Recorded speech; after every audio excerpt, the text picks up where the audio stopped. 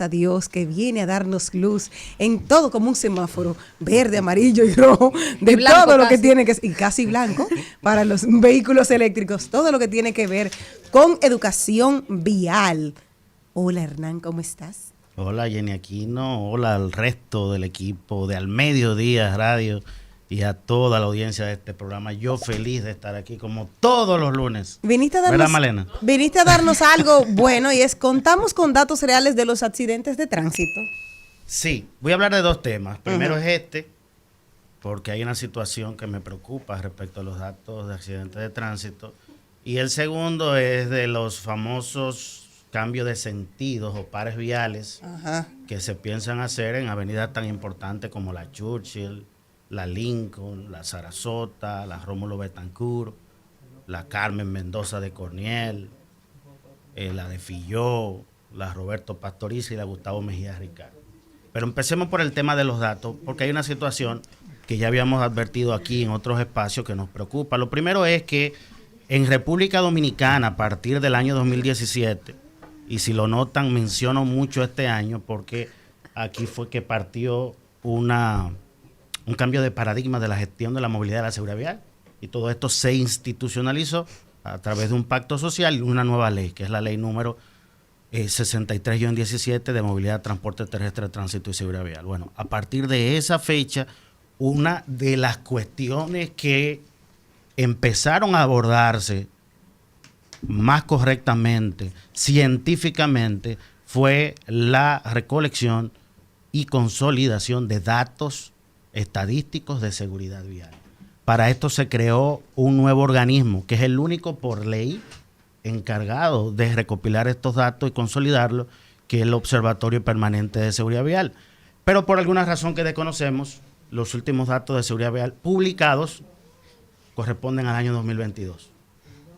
Hemos dicho en algunos espacios, imagínense ustedes que usted vaya a su cardiólogo con un estudio de hace 2 o 3 años. Ese cardiólogo no puede hacer nada con ese estudio. Bueno, en materia de política pública, para prevenir los accidentes de tránsito, las instituciones no pueden hacer nada si los datos que tenemos corresponden a 2 y 3 años atrás, totalmente desactualizados. Cosa que no comprendemos, porque incluso cuando se crea este observatorio en el año 2017, la metodología que se escogió para consolidar los datos y explotarlos fue una metodología que ha sido felicitada por organismos como la Organización Mundial de la Salud, que ha sido valorada por países como España.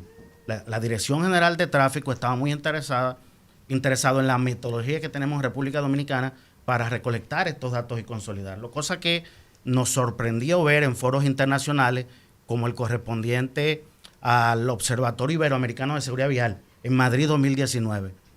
Países como España, Colombia, Costa Rica, se quedaron sorprendidos de la metodología, que no es ciencia de la NASA, pero sí es muy efectiva. ¿Qué es lo que hace el observatorio?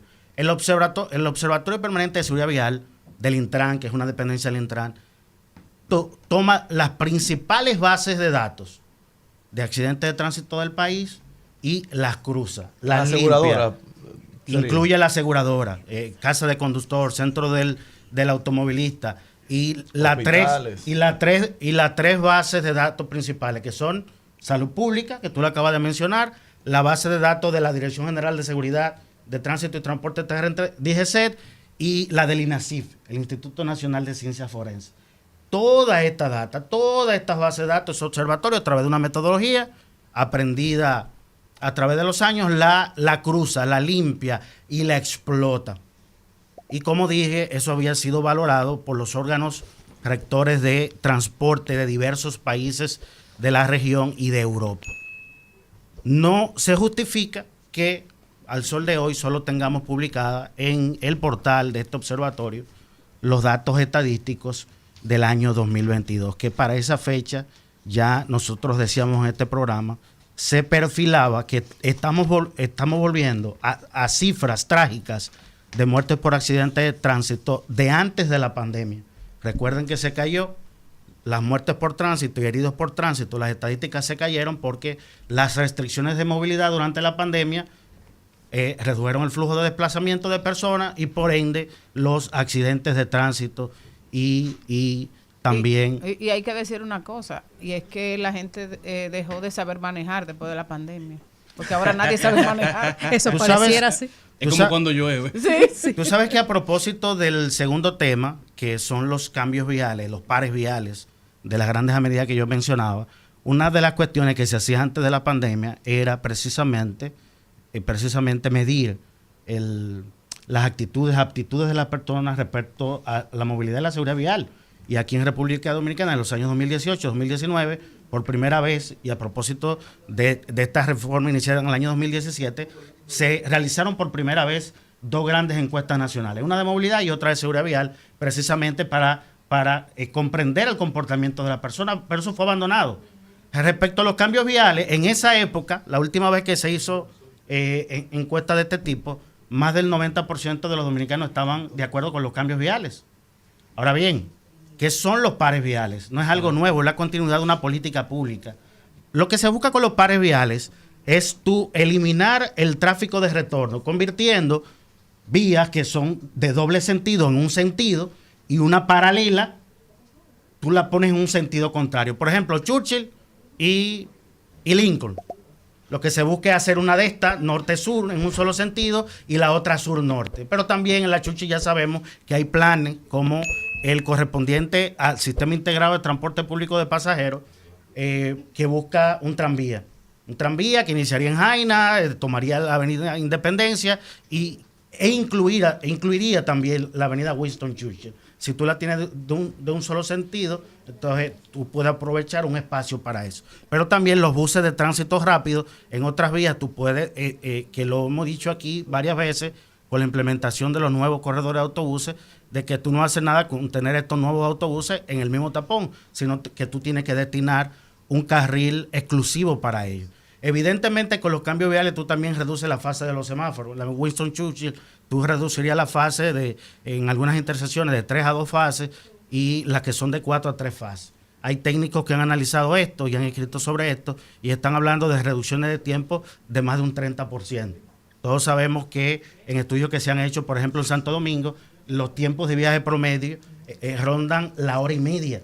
O sea, si usted va para el trabajo, hora y media, y del trabajo para su casa, hora y media más. Perdemos en promedio, si usted nada más hace esos 2 viajes, 3 horas diarias. Es lo que busca corregir los pares viales o contribuir a mejorar. Y nos atacan no solo los congestionamientos, también evidentemente reducen los accidentes de tránsito, y si reducen los congestionamientos, reducen la contaminación medioambiental. Ahora bien, porque esto no es nuevo, repito, desde hace más de 4 años se está hablando de pares viales, de estas vías y otras. De hecho, el Intran, cuando se crea en el año 2017, empezó este tema de los pares viales en Naco, con la ayuda de la alcaldía, porque es la alcaldía que aprueba el cambio de sentido de las vías. Una cosa que tiene que tomarse en cuenta si las autoridades van a implementar esto. Lo primero que yo particularmente preferiría que sigan haciéndolo en calles pequeñas que son de 2 sentidos y la gente se parquea a ambos lados, produciéndose tapones increíbles en las horas pico. Y si le vamos a entrar a vías principales para convertirla en pares viales, en el caso de Churchill Lincoln, en el caso de Carmen Mendoza de Corniel de Filló, en el caso Roberto Pastorita Gustavo Mejía Ricard, en el caso Sarasota Rómulo Betancourt, recuerden que esto tiene que ser complementado con un sinnúmero de cosas. Por ejemplo, ¿dónde están los semáforos inteligentes que se prometieron hace años? ¿Dónde están los sensores? ¿Dónde está la tecnología para fiscalizar? ¿Dónde está? ¿Dónde está el presupuesto y las herramientas para que los agentes de tránsito puedan hacer su trabajo? Y sobre todo herramientas tecnológicas. Por lo tanto, cuidado. Para acometer medidas como que tiene sus pros, pero también tiene sus contras, tenemos que preparar todo un ecosistema alrededor de esto, porque el tráfico que tú disminuyes, convirtiendo en un par vial, por ejemplo, Churchill y Lincoln, no desaparece. Tú lo que haces es que lo manda a otras vías. Por lo tanto, tenemos que prepararnos para eso. Se supone Tú cambias de lugar el cuello de botella. Se supone que todos estos planes se hacen sobre la base de estudios de movilidad.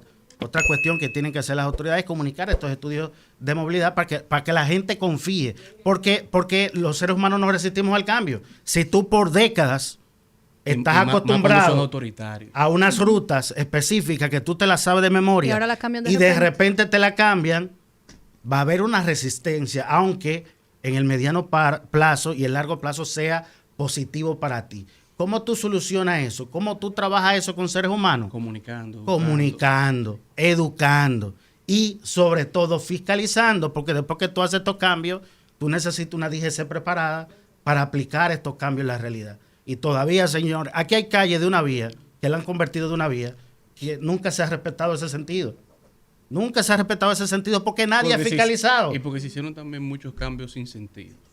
Bueno, Hay muchos cambios de vía que se hicieron simplemente porque se hicieron y en ningún momento se explicó ni se vieron los beneficios. por eso decía que se supone que deben haber un estudio de movilidad que sustente eso. Exacto. Y estos estudios de movilidad tienen que comunicarse a la población. ¿Cómo se puede continuar esta conversación contigo, Hernán? A través de mis redes sociales, @HernanDimitri, con B corta al final, y estamos de lunes a viernes de 5 a 6 de la tarde en Voz Vespertina, canales 85 de Claro Dominicana y de Win TV, y los sábados por el mismo canal en Bienvenidos a la Jungla. Bueno, señores, y así concluye su programa favorito al mediodía con Mariotti y compañía. En este lunes, recuerda que la vida es una lucha constante entre tu amor por la comida y tus ganas de tener un cuerpazo. Hasta mañana.